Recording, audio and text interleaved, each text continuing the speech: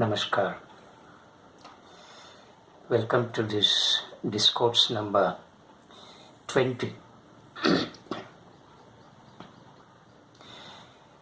The speaker sincerely hopes that the listeners are carefully following the discourses. The speaker is trying to take you slowly and steadily into the realms of yoga and yogic life. Well, in this discourse, the speaker would like to dwell upon one of the two means given by Patanjali as to how to eliminate the Chitta Vrittis.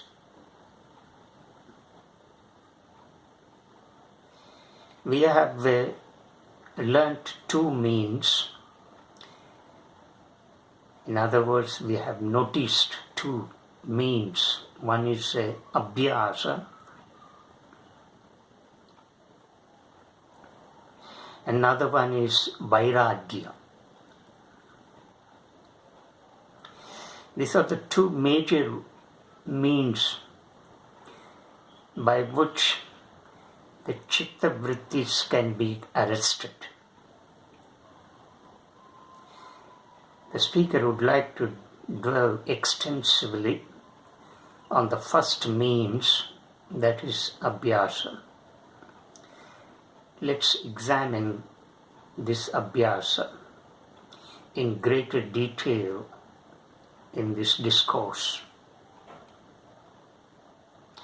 Abhyasa, we have already learnt it as Sadhana. Once again, I am giving the meaning of Abhyasa in Sanskrit, Sadhana, as the speaker has already cautioned the listeners not to get it confused with an English word practice.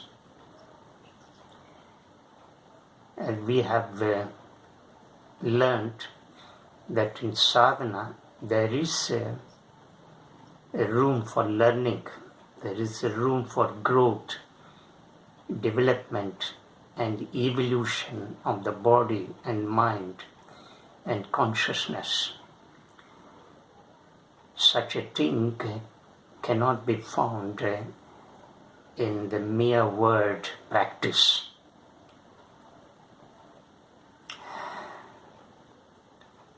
Also, when we say that we need to follow Abhyasa,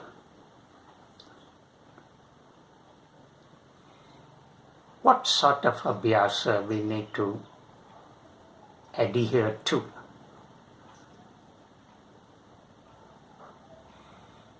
Because the world is full of so many sects and beliefs. There are so many schools of philosophies. So many cults are operating within the world. Each school, each sect, each belief, each cult is propagating and advocating its own distinct philosophy, distinct teachings.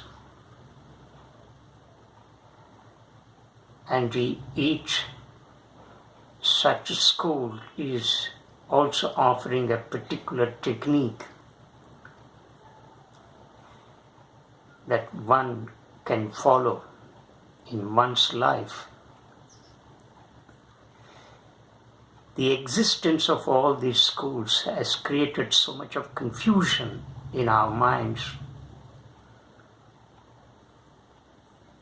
because the founder of each school says his technique its method, its way is correct. And the followers too are carried away by this kind of notion.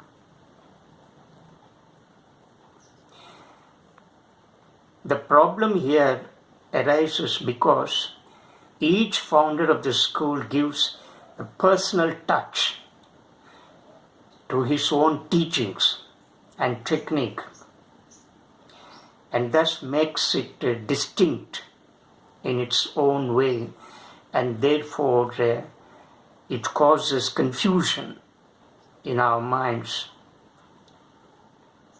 As there are so many schools, sects and beliefs, as the founders have given their own personal touch to their own teachings and thus have made their teachings distinct and unique, the conflict arises, the confusion arises. So we are lost in this sort of confusion and conflict. So we follow a certain school's philosophy and methodology. We pursue that for a certain time, and then later, when we do not find any progress within ourselves, then we abandon it and then move on to another school, or we will stop pursuing it. So this is the case that happens in most of us. Therefore, we need to be very, very careful here. So let's examine this key word, Abhyasa. The word is simple. In the sutra, Patanjali simply states this word, simply mentions this word, and then leaves it to the imagination and understanding of the readers and sadhakas. Therefore, we need to reflect deeply. We need to go into the depths of this word and see what exactly is hidden there and what exactly Abhyasa conveys, what exactly Abhyasa stands for, and what exactly Patanjali tries to give to the humanity through this word Abhyasa. Therefore, the task is with us. The responsibility of understanding this key word is with us. It's our responsibility. It's our duty to unravel the mystery of this word Abhyasa. Therefore, in the Sutra number 14, Patanjali lays down 3 essential conditions for this Abhyasa. If the sadhaka, if we want to tread the path of yogic life,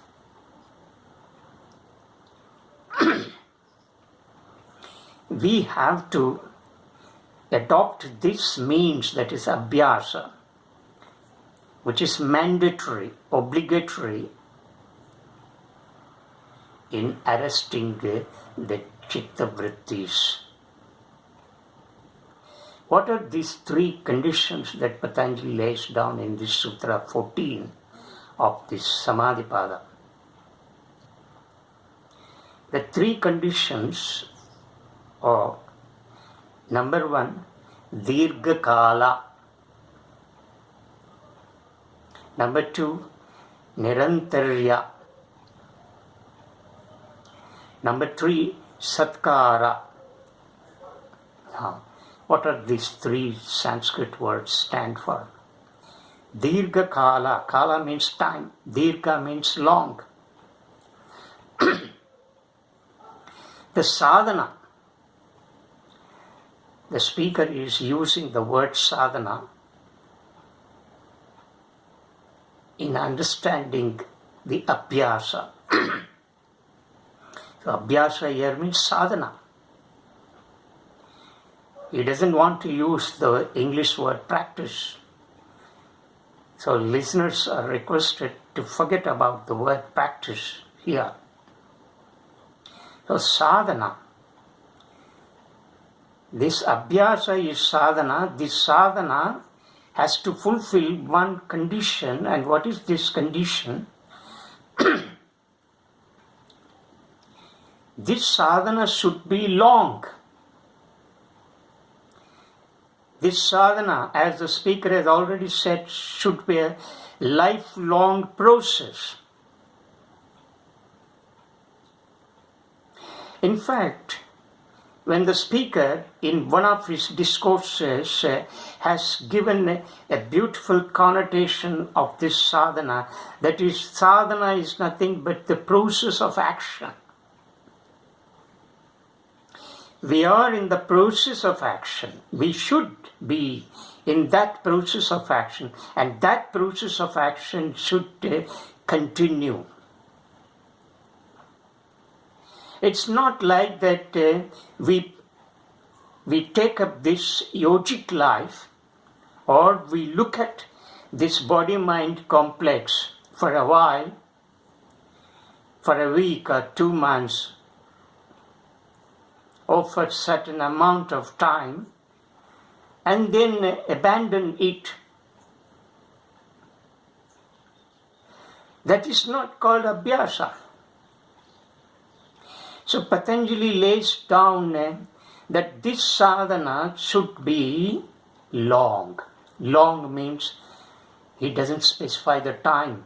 The time here means there is no end for the sadhana. The sadhana is a lifelong process.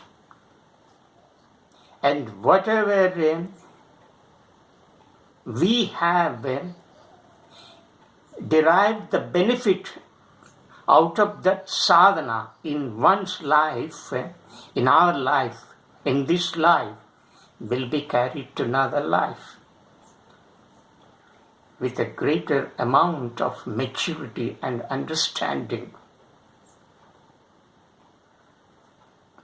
So, this process of pursuing this yogic life should be eternal. As the speaker has said, the whole life is in yoga. The whole creation is in yoga. Why are you denying this? You are already in yoga. All that you need to know is a bit of realization, a bit of awareness, to know and understand that you are in the process of yoga and you are part of that yoga, which is all pervading. This awareness is very important. This awareness makes you pursue intensely, deliberately.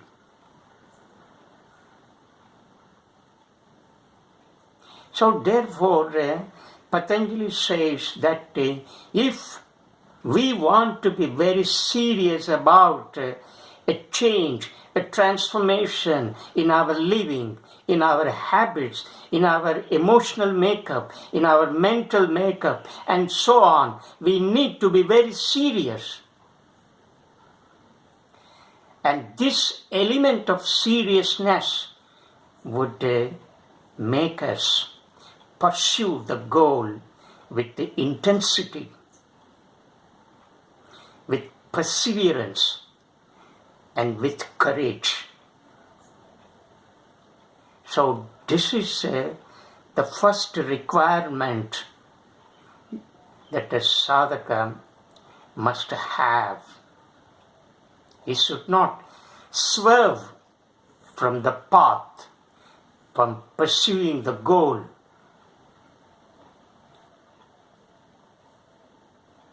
And the second essential condition or requirement of Abhyasa is Nirantarya.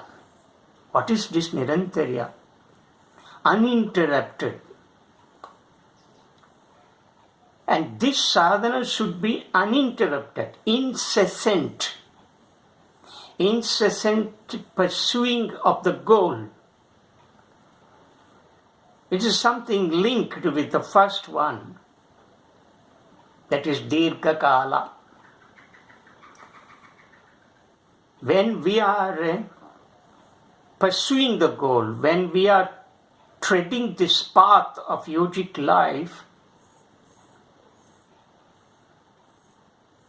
and when we make it as a Dirgha Kala, long time, lifelong, it implies incessant pursuing, uninterrupted sadhana. Even during illness, you should not step back.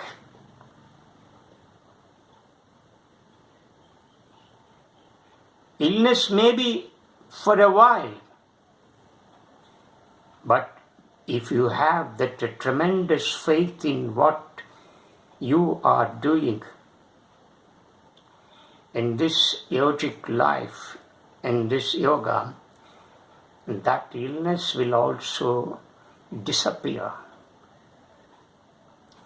It may come and stay in your body for a short time and then go away. So, incessant sadhana is required. This incessant sadhana is the second requirement for Abhyasa. Then what is the third condition Patanjali talks about? It is Satkara. What is Satkara?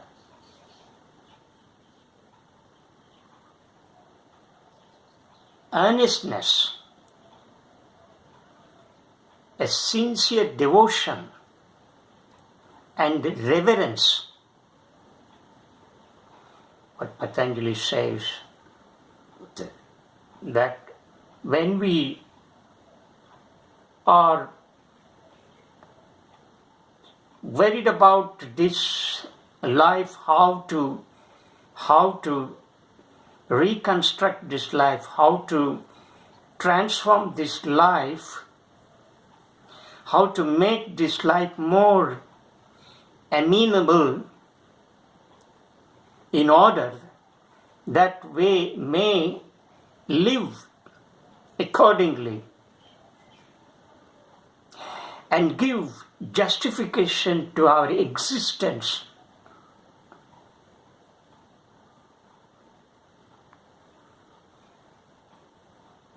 So, an element of seriousness comes into being here. That seriousness is nothing but a sincere devotion. After all, devotion is very much required here.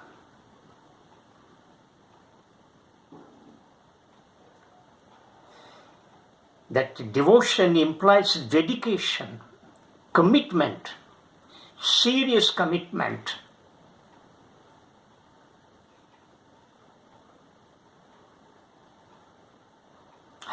And that devotion will also carry an element of reverence. Now, that reverence, respect for life.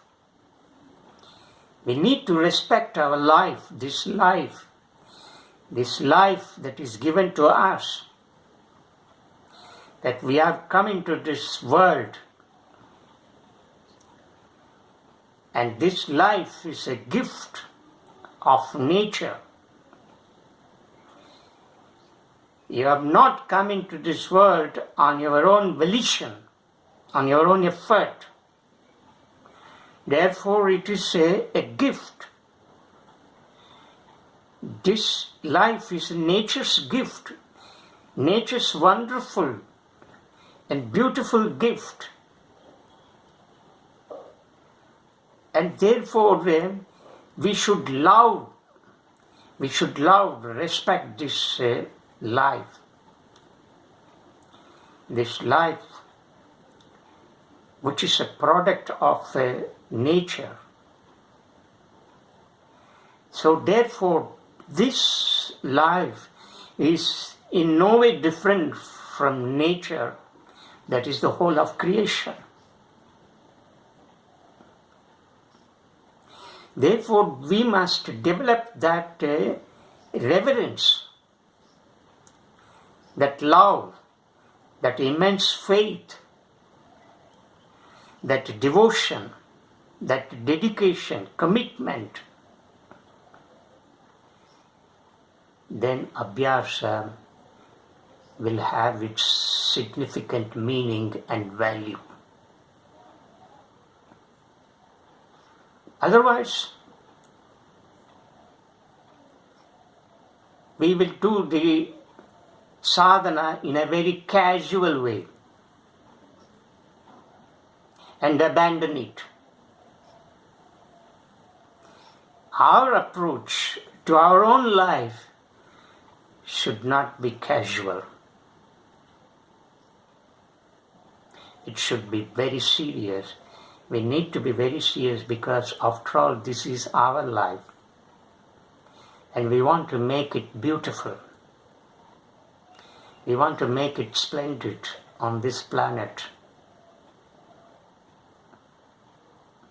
We want to see that with our continuance on this planet should give a path to the continuance of life outside in nature. This is the fundamental philosophy of yoga. That if you want to bring a change, a deep transformation that would pave the way for leading a glorious and beautiful life on this planet, then we need to be very serious. Oh, the word Abhyasa has such implications.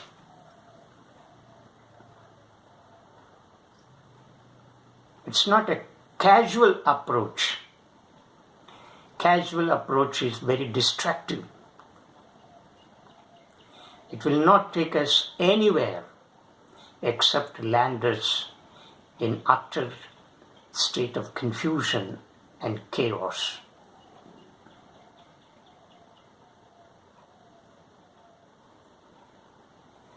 So when we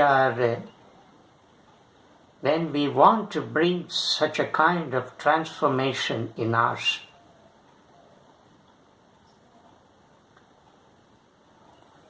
then our life needs to be recast, reconstructed. There should be some sort of regeneration in our living styles, our lifestyles. Our modes of living have to be drastically changed. Otherwise, there is no meaning for existence. There is no meaning for this life, that we have no meaning at all. We have no meaning for our own living. If we want to provide or recreate that meaning, significant meaning to our own existence and living, then we need to be very serious.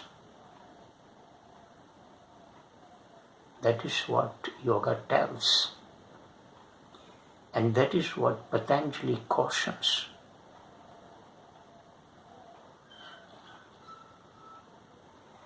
More about this Abhyasa we will examine in our next discourse, along with another means that Patanjali has stipulated, that is Vairagya. It's another complex term that necessitates us to look into it deeper, so that how, when we understand these two complex terms, would bring a deep transformation in our being. Namaskar.